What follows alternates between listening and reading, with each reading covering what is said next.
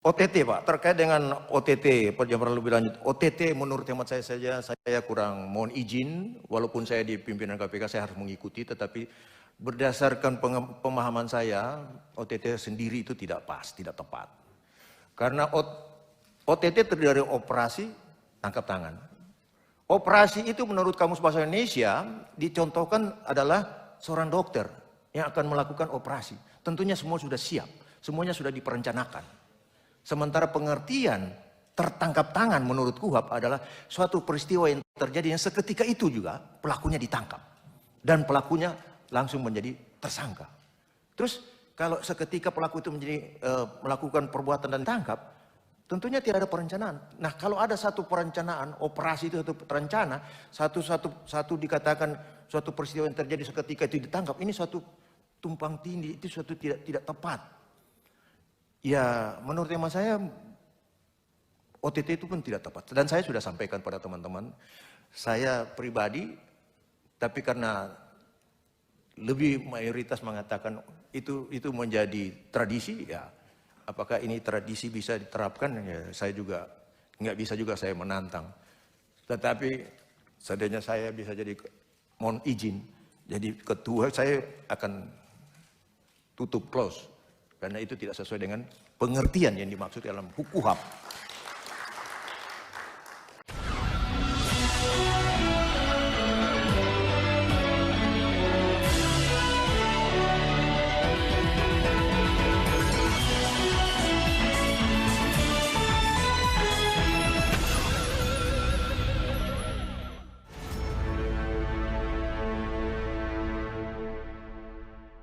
Assalamualaikum warahmatullahi wabarakatuh. Apa kabar? Kembali berjumpa dengan saya, Hersy Bunarif dari Forum News Network. Setelah sempat ditunda oleh pimpinan DPR, akhirnya DPR ini melaksanakan juga fit and proper test terhadap para calon pimpinan KPK.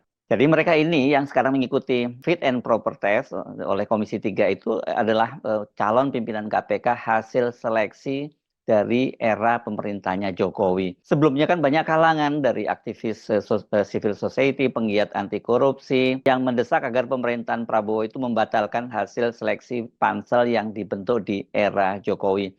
Jadi yang sekarang ini calon pimpinan KPK yang diajukan oleh pansel itu baiknya diganti dengan calon pimpinan baru yang kemudian ini hasil dari seleksi tim sel yang dibentuk oleh pemerintahnya Prabowo. Kenapa? Karena diduga mereka ini yang sekarang lolos menjadi calon pimpinan KPK ini adalah titipan dari Jokowi. Ini untuk mengamankan dia dan keluarga serta kroninya dari bidikan KPK. Karena mereka ini kan sekarang ini banyak dituntut oleh publik untuk juga diseret oleh KPK karena kasus-kasus korupsi selama Jokowi menjabat 2 periode. Tapi sekarang ini ternyata para calon pimpinan itu tetap diseleksi dan artinya mereka inilah yang nantinya akan menjadi pimpinan KPK. Ini yang membuat kalangan aktivis penggiat anti korupsi sangat pesimis dengan KPK yang selama ini sudah posisinya dilemahkan dan sekarang kemudian mereka ini masih terus meskipun pemerintahan berganti tapi mereka ini adalah akan tetap berada di bawah kendali dari Joko Widodo.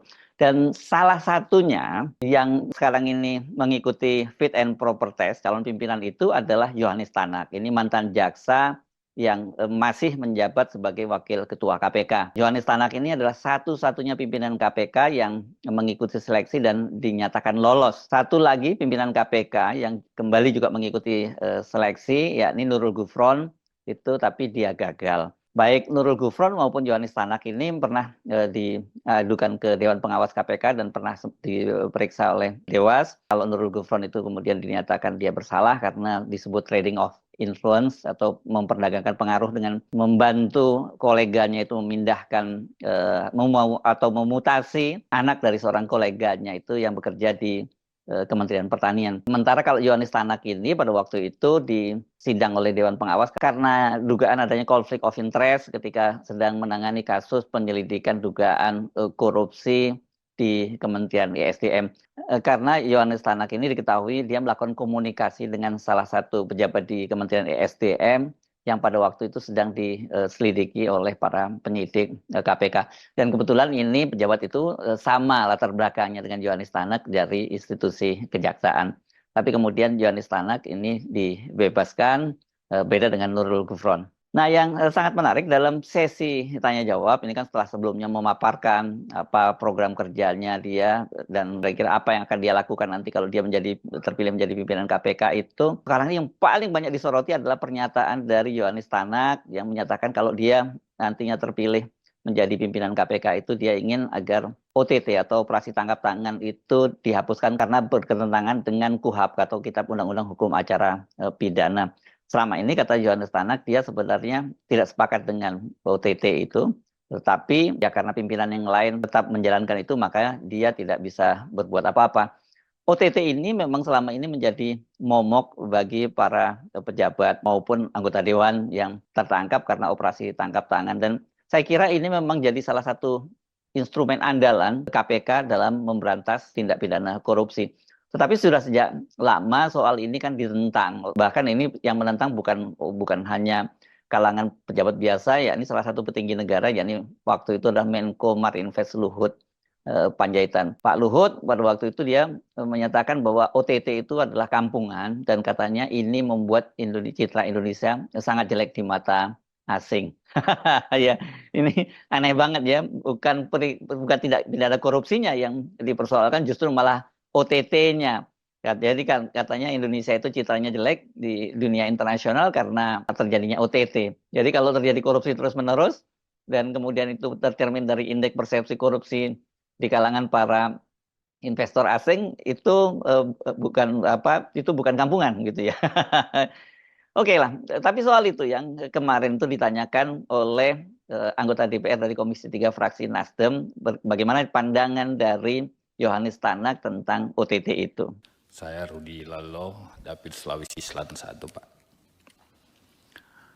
Tadi menarik makalah yang disampaikan oleh Pak Yohanis Tanak soal pencegahan, sampai kalau sudah ada formulasi dicantumkan dalam Perpres.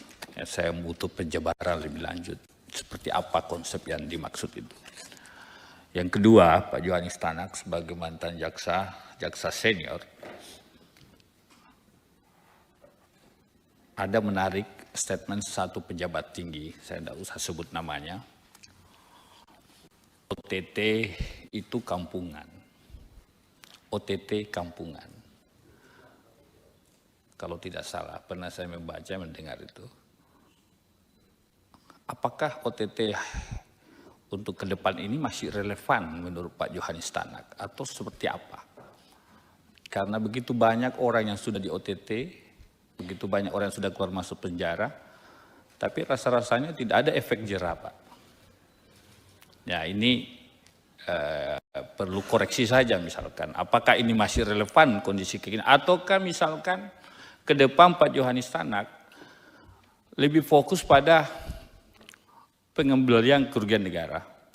Bayangkan kalau kita punya utang negara ribuan triliun, lalu kemudian KPK bekerja untuk penyelamatan aset negara misalkan, menambah penerimaan negara misalkan, sektor sumber daya alam misalkan, ya luar biasa. Nah, ini mohon tanggapan Pak Yohanis Tanak. Seperti apa agar kerugian-kerugian yang selama ini besar bisa ditambal, Pak, lewat penegakan hukum. Itulah tujuan penegakan hukum, ada kemanfaatan bagi rakyat.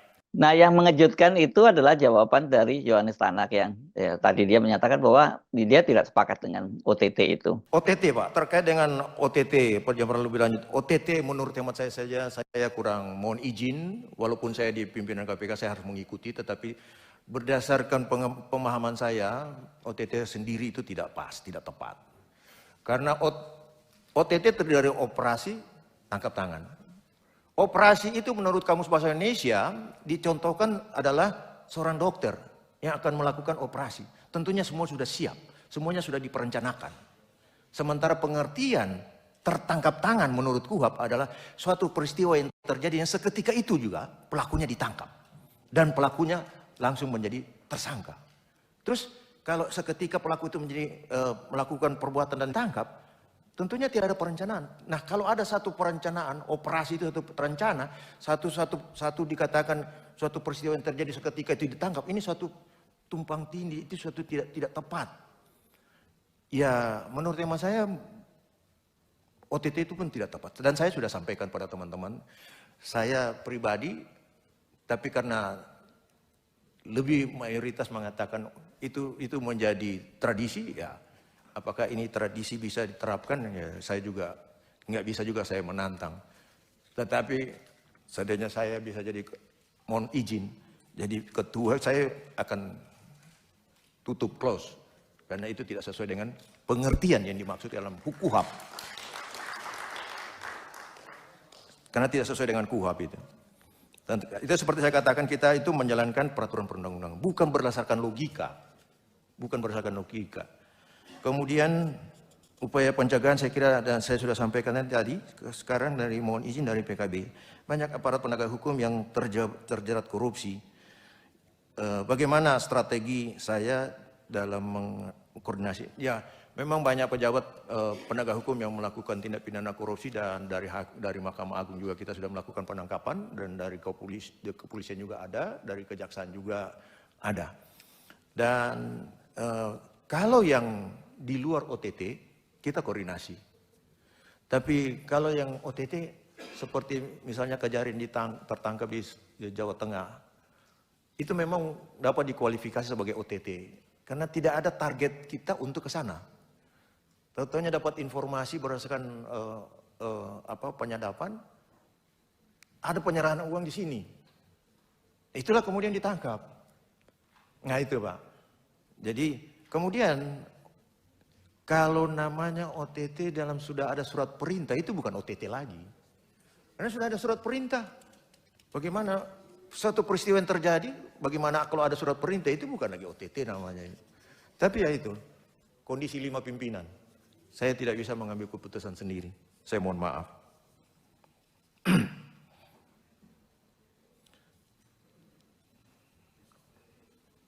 Apa yang mendorong saya untuk menjadi pimpinan KPK? Ya saya mendorong saya untuk menjadi pimpinan KPK, saya ingin memberantas korupsi.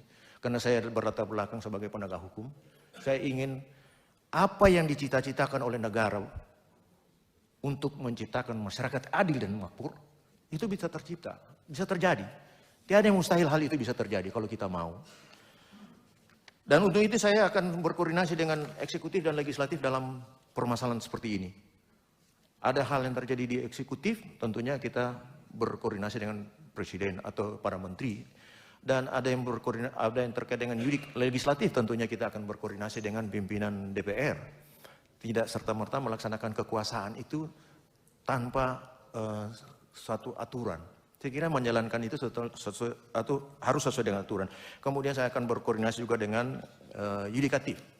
Dalam konteks suatu perkara yang diproses di persidangan, kemudian hakim sudah mengatakan cukup bukti dan dapat dibuktikan, tetapi ternyata menghukum tuntutannya rendah.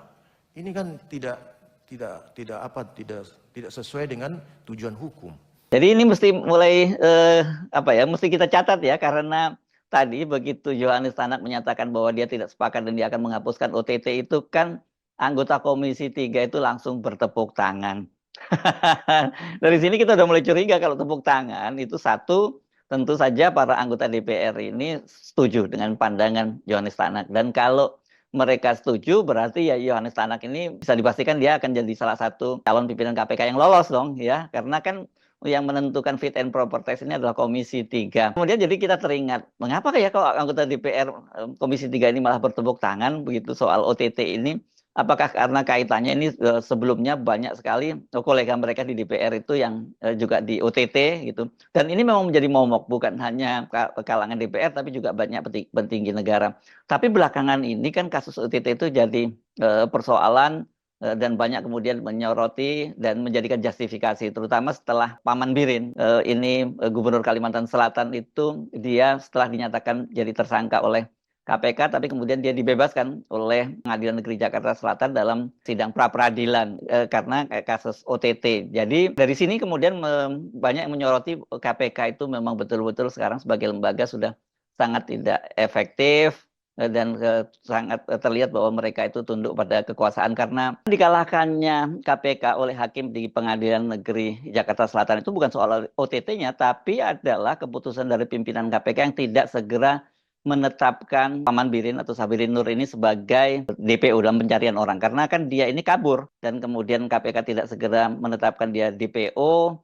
Dan rupanya juga KPK yang menetapkan Paman Birin ini karena meskipun itu bagian dari rangkaian OTT kan, tapi dia tidak langsung tertangkap tangan di situ. Harusnya sebelum ditetapkan jadi tersangka dia diperiksa dulu. Tapi ini tidak ada pemeriksaan dan ketika dia kabur dia tidak dinyatakan sebagai DPO. Kan mestinya dipanggil sebagai saksi dulu dan kemudian setelah dipanggil, diperiksa kemudian dijadikan tersangka.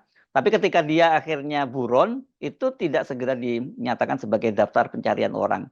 Inilah yang kemudian menjadi dasar hakim di Pengadilan Negeri Jakarta Selatan mengalahkan KPK. Dan ini banyak disoroti karena dikaitkan juga dengan adanya dugaan-dugaan permainan kekuasaan karena Paman Birin ini adalah paman dari Haji Isham. Ini Haji Isham ini sekarang salah satu konglomerat paling top di Indonesia dan dia banyak juga menggarap proyek-proyek pemerintah antara lain itu food estate di Papua yang membuka lahan hutan sampai jutaan hektar di sana.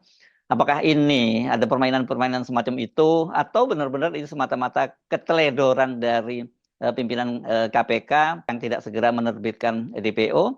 Atau kalau teledor ini kan jelas dari standar umum, mengapa itu tidak dilakukan? Apa ini memang sengaja dilakukan untuk memberikan celah sehingga Paman Birin ini bisa bebas? Banyak sekali pertanyaan-pertanyaan dan pertanyaan semacam ini muncul karena memang kepercayaan publik terhadap KPK sebagai lembaga pemberantas korupsi ini sekarang di titik nadir. Jadi nanti kalau ditambah tanpa ada OTT, ya ini akan semakin ompong ya KPK. Dan DPR kelihatannya sepakat dan itu tercermin dari tepuk tangan yang mereka berikan ketika tadi Yohanes Tanak itu menjawab pertanyaan bahwa dia tidak sepakat dengan OTT dan dia ingin menghapuskannya. Saya Hersbun Arif dari Forum News Network. Sampai jumpa lagi. Wassalamualaikum warahmatullahi wabarakatuh.